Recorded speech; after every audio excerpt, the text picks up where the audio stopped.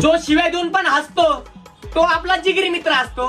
तुलाच म्हणतोय झाकण झुल्या, हस मग हस. लाल लाल होठों पे गोरी किसका नाम है.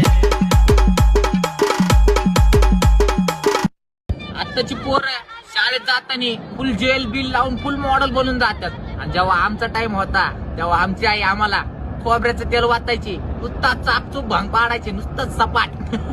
असला वारा जरी आला ना माणसं उडून जातील, पण केस इकडचं तिकडं होणार नाही. लावा ताकद. चप्पल काढ घे.